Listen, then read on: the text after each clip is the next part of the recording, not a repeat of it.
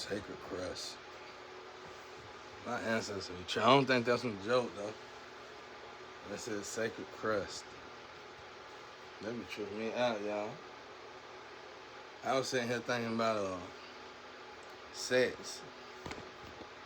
I was thinking about why it's so hard for people to stay with one person. And I was thinking about why they find it so damn. It's actually more entertaining. You just gotta be with the right person. You gotta look at energy like money. You got $100,000. You got just enough to buy a home, a car, and secure, enough to, put back if you smart. So when you got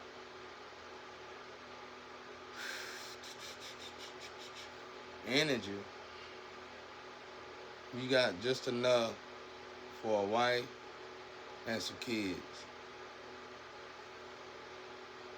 And your job. And your hobby. That's it. First, foremost, God. You gotta give God his energy first. I messed up. I should have said it first, but God is an extension of myself. Or I'm an extension of God, whatever. So I put God first regardless, before myself. So, then you got all the rest of them, what I just said.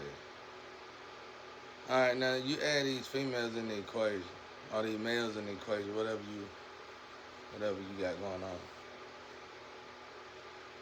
Where's that energy coming from? You're gonna have to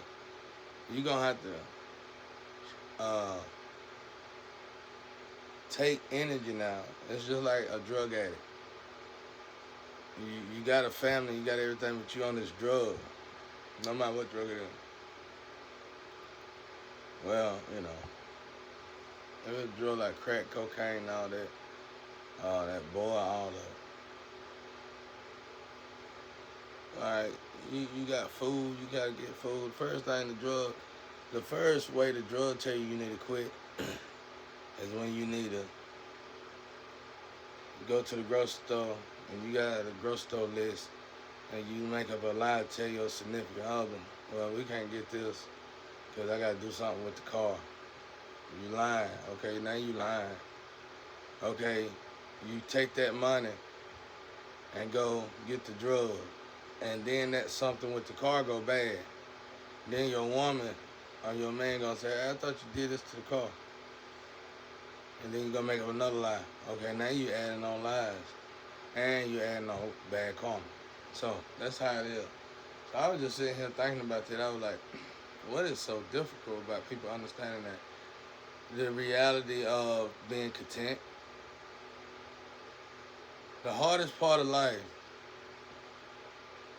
is that I found is getting used to loved ones, or getting used to environments, getting used to reality. And what we tend to do when reality kick in, and we try to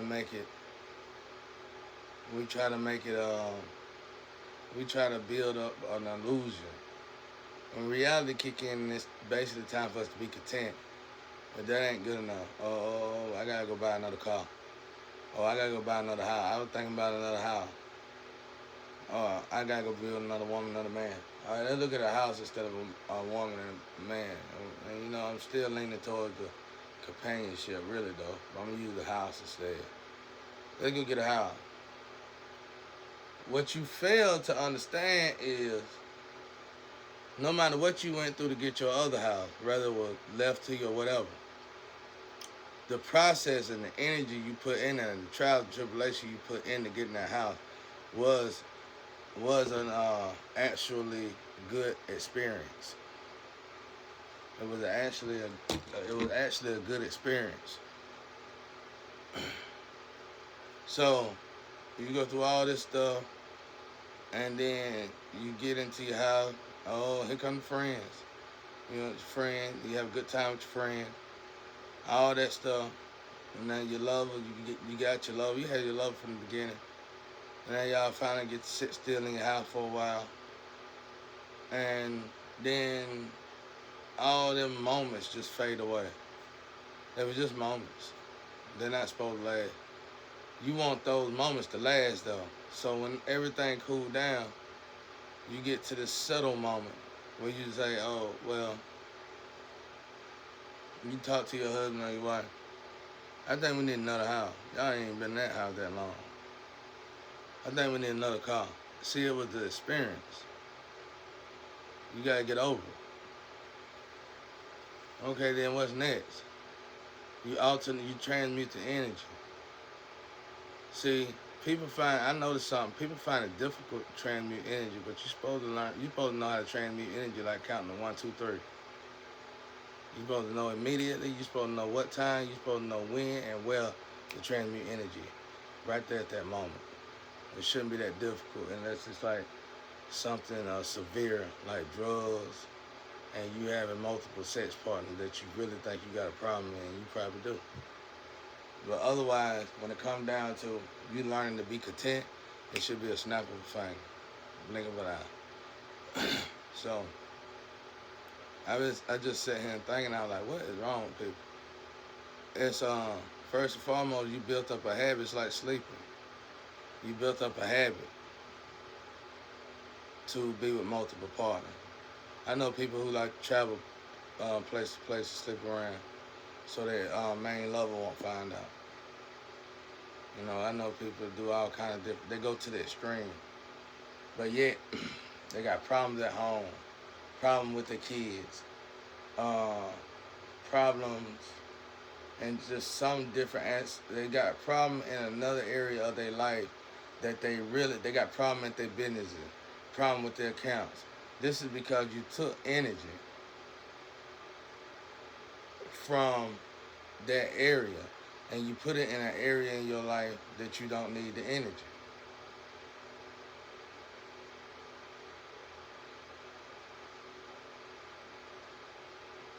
So I'll tell you another good example. When lovers get used to each other, and then you always want to see your friend. That's why I said we can learn from old folks. We learn a lot from old folks.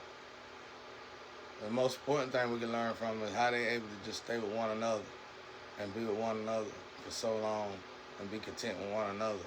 That's the most important thing for the elderly's move on to the next world. We need to get that information out of them.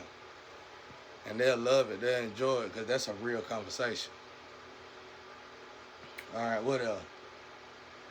So I'm sitting here thinking, I was like, okay, this is a problem. Now, here's another thing. God make things, God create things beautiful. You're going to see it. But what I noticed about relationship, I didn't have this problem in mind, though. Cause I told the women when I got with them, I see somebody look good, I might glance at them now. I might look at them. That was then when I was younger. But that don't mean I'm going to do nothing with them. And if they were ratchet and young, they would argue right then and there. But if they were mature, they would ask me, like, why I was like, why would I not? You're gonna acknowledge beauty. You're gonna acknowledge beauty. That don't mean I'm finna levitate towards it. That don't gravitate towards it. That don't mean I'm finna lust over it. It just means that the beauty that God made just caught my eye. But I told him, you know where I'm at all times. You know I'm with you at all times. You know I ain't lusting over. So don't let it bother you. I'm just saying, it's like a trick in the system. It's like you see somebody, you like, wow, you know what I'm saying? You might not even say nothing, you just notice it. But she gonna notice it. And I see women just slap the hell out of a man for doing that. I mean, I ain't never had a problem, but I saw it a lot. No, actually it never happened to me. I just saw it, I was double dating with somebody. And it happened to them. And I said, why would you even do that? Because y'all know y'all with each other. You know y'all love each other. Why would you, the woman slap the man? I said, why would you do that? Cause you know, cause we work together, me and her husband work together, our boyfriend. Why would you do that? You know where he at all times. And you know what? She listened to me. I don't know how their relationship was. I never saw him again after that. I think I was in another city. But she listened to me though. Like, why would you do that? It's programming. It's like, it's an unnecessary programming that you need to delete. It's something that, I'm not saying you should look at other people. I'm saying you glancing at somebody, you just notice it. Well, how you gonna stop that? Nobody's gonna stop that. Then I see people wearing these big old glasses. That's all they doing, wearing big old glasses. So you can stop arguing over that, y'all. That's embarrassing. If somebody acknowledge God make beautiful things, God makes things just mind blowing. You can't help but to look. But the problem is, that guy might have glanced at that girl, but the woman was a cheater. It's like, so what's the difference? So what's another situation? I noticed when I perfected being with one woman, I was able to invest in my business the right way. I was able to invest in my dream the right way. I was able to invest in my family the right way. I was able to pour into my lover the right way. But I mean, but that was only after I got rid of the fact that I need my partner. I need to impress other people. You know. And then when I realized the energy, I was like, okay, now everything is going in orderly step. Everything is going the way God wanted to go, obviously, because it's working out this way. Why would you not? Why would you get with another lover and talk about dreams? Or talk? You gotta get with that other lover. You gotta talk about stuff, and y'all definitely ain't gonna talk about your other lovers. So if you get this third partner, this third party, you gonna get together. You gonna talk about what? Dreams. You gonna talk about the same stuff that you talk about with your other love. See, now you repeating yourself. Now you telling lies. Cause see, you chilling with that other lover. You wasting resources. You wasting money. You wasting energy. You literally gonna get with the other lover and talk about a dream that you talk about with the previous lover. Now you contradicting yourself. Now we contradicting ourselves. Y'all are. I wouldn't do it. I stopped doing it. But I'm gonna tell y'all something. I'm tell y'all the truth. It took me years to fix that too. Because it wasn't the fact that I couldn't do it. It was the fact of all the lovers I had in my head that I done been with. It was like filtering them out, thinking about the moments. And I never really completely got rid of it. But till I really can't name when. But even now, I might glance back at the past, but not in no lustful manner. And this time I might roll my eyes like, oh man, I wish I never got involved with that. Man, I wish I never slept. Man, I wish I never slept.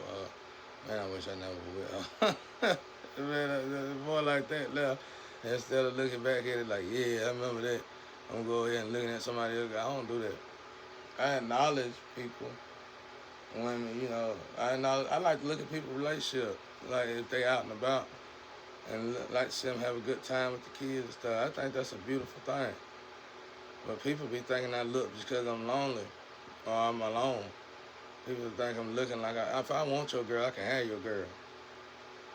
Ain't no doubt about it. I ain't never been no cheater. That's what I'm saying. When I was at my job, the dude that used to cheat and could sleep with everybody in the plant, they used to come up to me. Everybody at the job admired them, but they would admire me, and they would ask me, made way more money than I did. How do you do it, bro? All these women want you to sleep with anybody in here. How do you go without doing that? They used to ask me, and I used to like that. And I thank y'all for that. Y'all know who y'all are. I used to appreciate that. And then I tell them how I did it.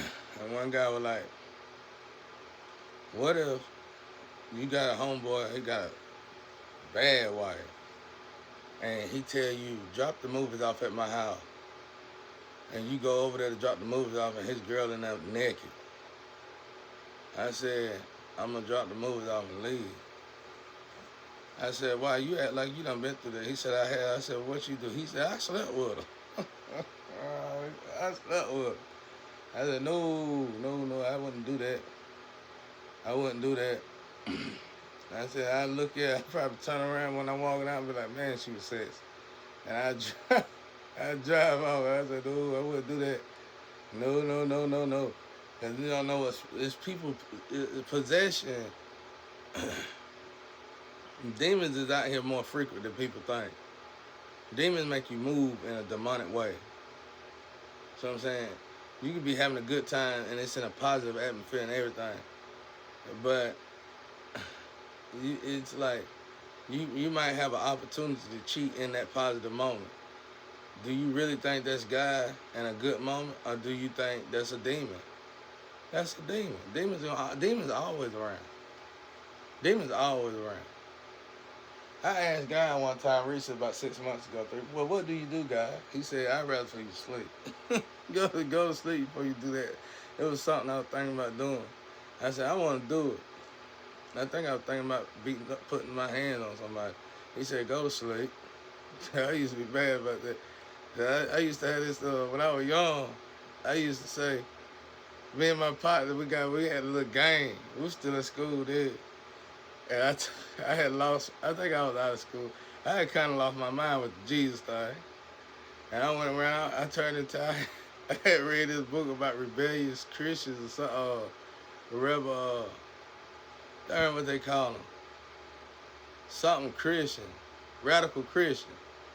And they would just go around and make people believe in Jesus. And me and my brother talked about, we going, y'all. I said, and we got to fighting we started going around fighting with bad people. And I was like, praying, that's why I sounded like the Boondock Saints before I even seen that movie. I was like the Boondock Saints, I lost my mind or something. And they were evil people though. I said, you evil, you got the devil in. And I'm finna beat the devil out of you. Right here, right now, man. Me and my brother, man. Popping our fingers and everything, bro. And we just went around just weighing people out. And then I thought, somebody finally got on me and got me to stop doing that. And my brother said, I already knew what it was, but I like doing it. That's why my brother got murdered. He loved to fight anyway. He said, I already knew what it was, but I would like it doing it. But anyway, I said, I ain't telling them, but don't do that because it didn't work. It worked for a few people, but it didn't work. But I literally thought in my head that I had exorcism hands. I felt like I would beat the demon out of people. But I was so wrong, bro.